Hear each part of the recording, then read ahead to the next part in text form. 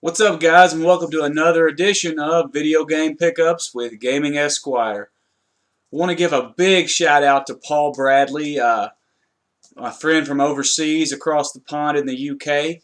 He gave a shout out to me in his last video, and since that time I've gotten like 10 new subscribers, which may not seem like a lot to some of you guys, but that's like 20% of my entire subscriber base before he did so. So I greatly appreciate the kind words, and be sure to check out his channel as well. He does a great job over there. He's always picking up good stuff over in the PAL regions, and he's a big fan of RPGs, and he's just got a bunch of good games, and just a stand-up guy. I really appreciate him giving me a shout out.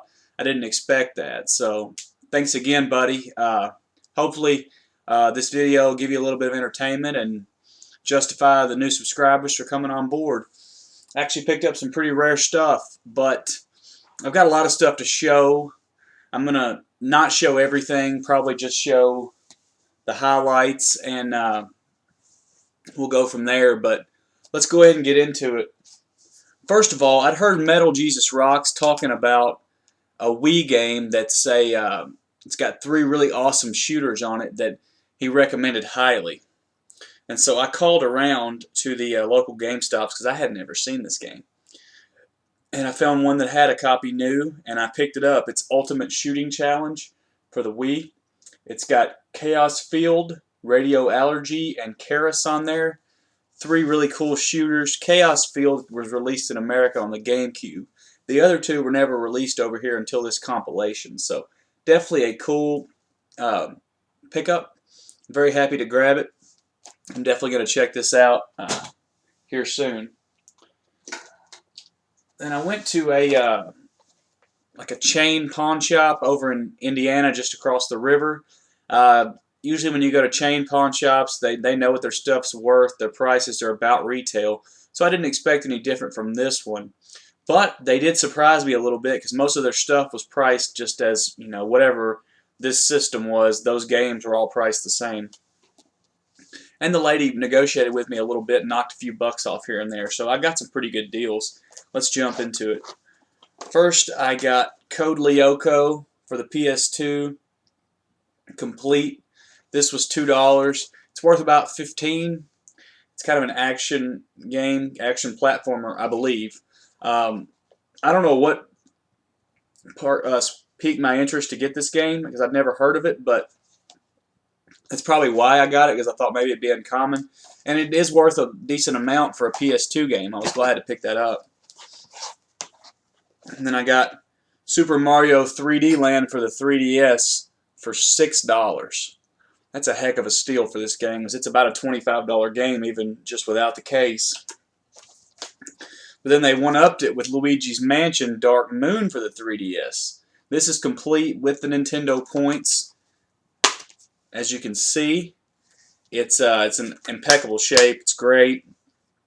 Still has a receipt in here from GameStop when they bought it for $40 new, and it was $6 as well. Still a $30 game complete. I got Amazing Spider-Man for the 3DS. It's complete as well. Has Nintendo points. It was $6. Then I saw a stack of GameCube games behind the counter, and I asked about them. She said she'd do me a deal, and any of them I wanted, she'd give them to me for $2 a piece. I got 4 of them. I'm just going to show one really quickly. It was Time Splitters Future Perfect. Now, it's not the original case. It does have the disc, and it does have the original interlay for the case. So I just need to grab another GameCube case that's not being used and slap that in there. It's missing the manual, but just with the disc alone, it's worth $30. It's a fairly uncommon game. Very pumped to pick this up for $2.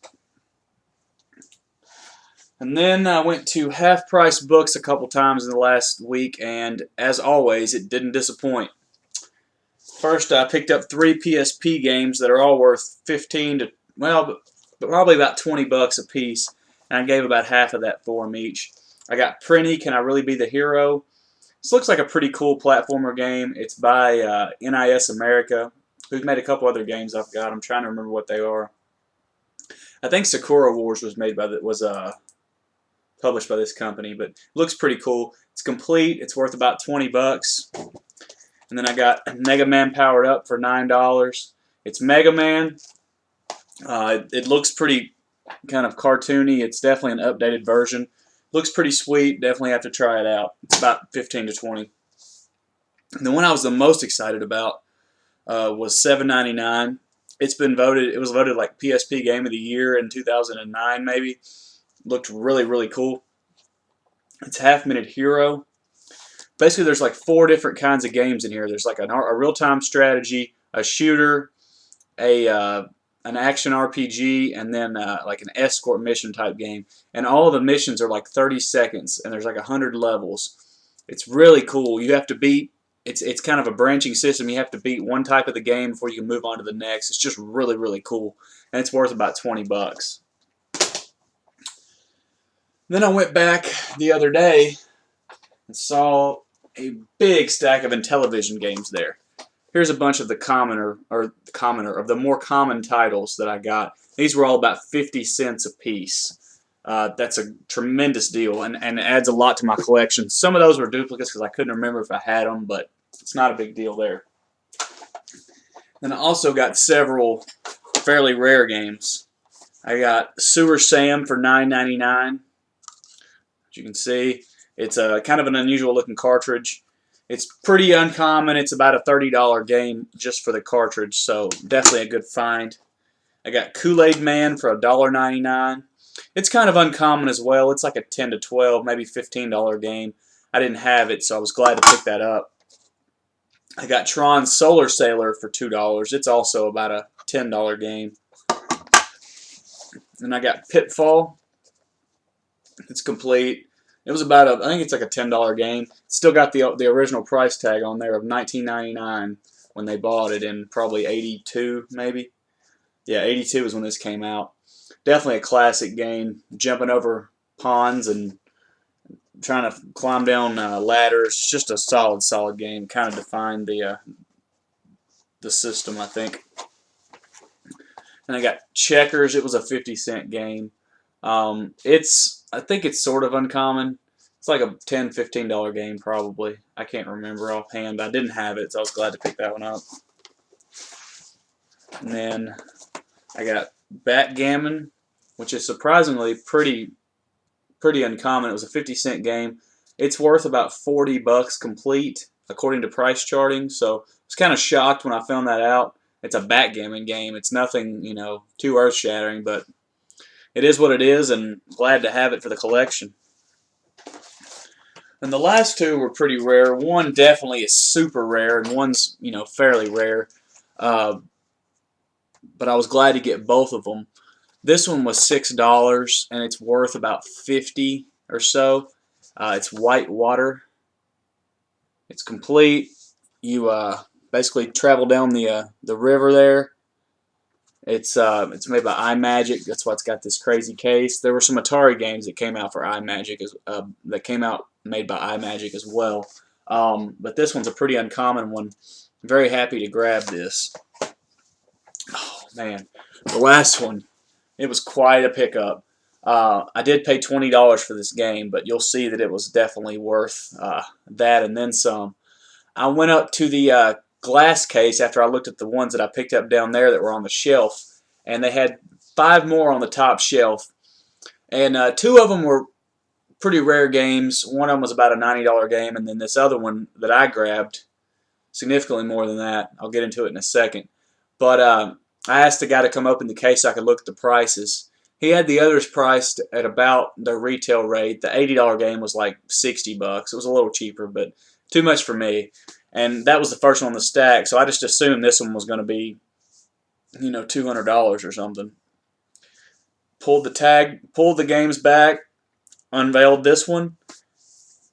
I mean, there was definitely a 2 and 3 zeros, but it was $20, not $200.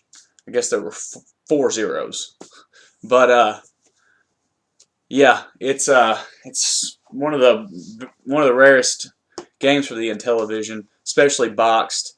Came out in '88, so it was the very end of the life cycle of the system. And it's a pro wrestling game. You guys know how much I love wrestling. So this game is like the best of the rare to me, for the Intellivision especially. It's Body Slam Super Pro Wrestling. It's complete. It's worth about $330, $350. To tell you how rare this game is, there are 2 on eBay right now, and both are cartridge only. There's no boxed copies. There's not even a box on there, loose by itself. So it's it's pretty dadgum valuable. It's on par with my Learning Fun 1 and 2 Intellivision games, but I've heard this is a really, really awesome game too. If you look on the back, you can see that some little guys wrestling there, and there's some guys in the crowd. And here he's jumping out into the outside of the ring to hit somebody, and the guy's got a little text box that says "Help." I can't wait to give this game a try. It looks awesome, and it's really, really freaking rare. As far as rarity goes, according to the Intellivision price guide on one of the websites I follow, it's an ER1, which is the highest classification other than like 2 games out there that have a higher classification than that. The Learning Fun games are both ER2s, which is just below the ER1. So this game is actually, according to that website, rarer than those. I was floored to see it for such a reasonable price. Excited to get it. I was running. As soon as he showed it to me, I said, "I'll take it." I took it, ran it to the front, paid, got the heck out of there. It's been a good week of pickups. I got to drive pretty far away to court tomorrow to cover a motion. And on the way back through, I may make a quick stop off at a pawn shop or something to justify my 6 hours of trip, but maybe not. I don't know. We'll see. But aside from that, thanks again, Paul, for giving me a shout out. You've helped out a lot. I've gotten like 10 new subscribers as a result. I didn't ask for that, guys. That wasn't me asking him to do that. He just did it out of the goodness of his heart. He's a great guy. He's got a great channel over there, and I really appreciate what he's doing. And I'm